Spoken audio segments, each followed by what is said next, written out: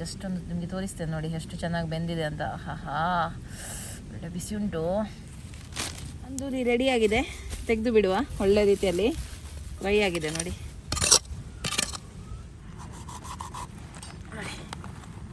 ಸೂಪರಾಗಿ ಕಟ್ಸ್ ಹಾಕಿದ್ದೀನಿ. ಇನ್ನಿದಕ್ಕೆ ಮಸಾಲನ ಹಾಕುವ. ಹಾಯ್ ಎಲ್ಲರಿಗೂ, ಇವತ್ತು ನಾನು ಫಿಶ್ ತಂದೂರಿಯನ್ನು ಮಾಡ್ತಾ ಇದ್ದೀನಿ. ನೋಡಿ ಇದು ಯಾವ ಮೀನು ಅಂತ ನೀವು ನನಗೆ ಕಮೆಂಟ್ಸಲ್ಲಿ ಹೇಳಬೇಕು. ನಾನು ಇವತ್ತು ಸ್ಪೆಷಲ್ ಆಗಿ ಅಂಡರ್ ಗ್ರೌಂಡ್ ಫಿಶ್ ತಂದೂರಿಯನ್ನು ಮಾಡ್ತಾ ಇದ್ದೀನಿ. ಅಂದರೆ ಮಣ್ಣಿನ ಅಡಿಯಲ್ಲಿ ಹಾಕಿ ಇದನ್ನು ತಂದೂರಿ ಮಾಡುವಂಥದ್ದು. ಬನ್ನಿ ಇದನ್ನು ಯಾವ ರೀತಿ ಮಾಡೋದು ಅಂತ ನೋಡುವ. ಅದಕ್ಕಿಂತ ಮುಂಚೆ ನನ್ನ ರೆಸಿಪೀಸ್ ಎಲ್ಲ ನಿಮಗೆ ಇಷ್ಟ ಆಗ್ತಾ ಇದೆ, ವಿಡಿಯೋಗೊಂದು ಲೈಕ್ ಕೊಡಿ. ಹಾಗೆ ವಿಡಿಯೋವನ್ನು ಫ್ರೆಂಡ್ಸ್ ಜೊತೆ, ಫ್ಯಾಮಿಲಿ ಜೊತೆ ಎಲ್ಲ ಶೇರ್ ಮಾಡಿ.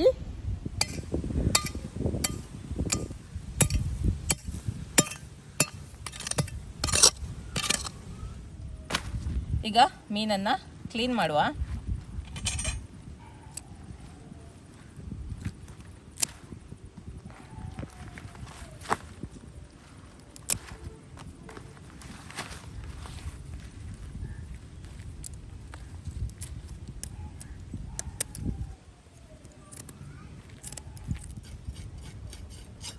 ಈ ಮೀನಿದ್ದು ನೋಡಿ, ಇಲ್ಲಿ ಒಂದು ಮುಳ್ಳಿರ್ತದೆ, ಅದನ್ನು ನಾವು ತೆಗಿಬೇಕು. ನಾನು ಆಲ್ರೆಡಿ ನೋಡಿ ಇದನ್ನು ತೆಗೆದಿದ್ದೀನಿ. ಸೊ ಈಗ ಬಹಳಷ್ಟು ಜನರಿಗೆ ಗೊತ್ತಾಗಿರ್ಬೋದು ಇದು ಯಾವ ಮೀನು ಅಂತ. ಓಕೆ, ಮೀನಿಗೆ ಕಟ್ಸ್ ಹಾಕುವ.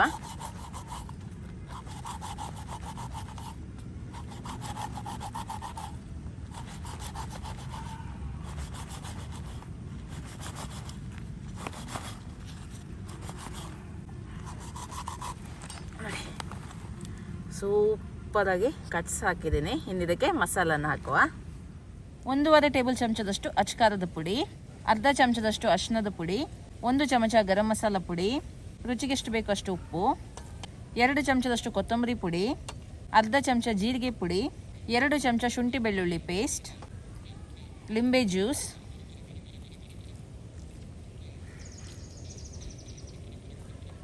ತೆಂಗಿನೆಣ್ಣೆ. ಚೆನ್ನಾಗಿ ಇದನ್ನು ಮಿಕ್ಸ್ ಮಾಡುವ. ಮಸಾಲ ರೆಡಿಯಾಗಿದೆ. ಈಗ ಮೀನನ್ನು ಕೋಟ್ ಮಾಡುವ. ಒಳ್ಳೆ ರೀತಿಯಲ್ಲಿ ಮೀನನ್ನು ಕೋಟ್ ಮಾಡುವ. ಕಟ್ಸೊಳಗೆಲ್ಲ ಮಸಾಲನ ಹಾಕುವ.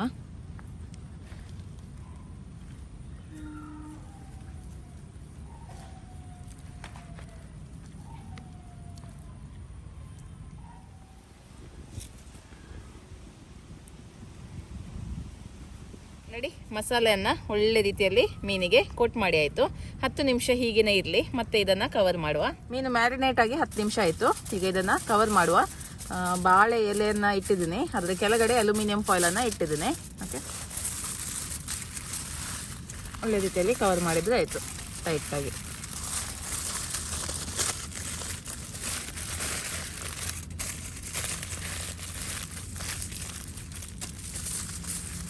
ಇನ್ನೊಂದು ಫಾಯಿಲನ್ನು ಹಾಕುವ. ಓಕೆ, ಕೆಂಡ ರೆಡಿಯಾಗಿದೆ. ಈಗ ತಂದೂರಿಯನ್ನು ಮಾಡುವ.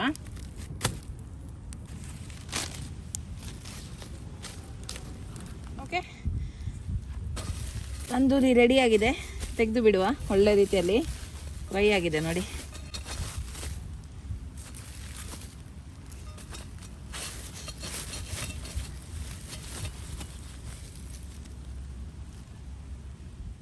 ಓಪನ್ ಮಾಡುವ.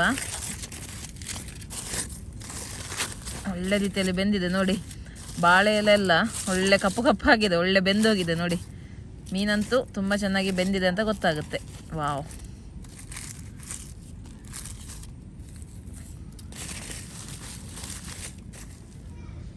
ಟೇಸ್ಟ್ ಮಾಡಿ ನೋಡುವ. ಜಸ್ಟ್ ಒಂದು ನಿಮಗೆ ತೋರಿಸ್ತೇನೆ ನೋಡಿ ಎಷ್ಟು ಚೆನ್ನಾಗಿ ಬೆಂದಿದೆ ಅಂತ.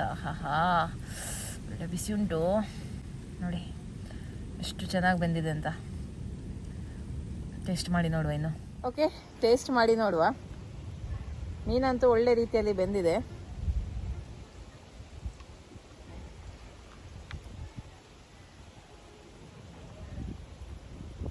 ತುಂಬ ಚೆನ್ನಾಗಿ ಬೆಂದಿದೆ ನೋಡಿ, ನಿಮಗೆ ಗೊತ್ತಾಗುತ್ತೆ ನೋಡುವಾಗಲೇ.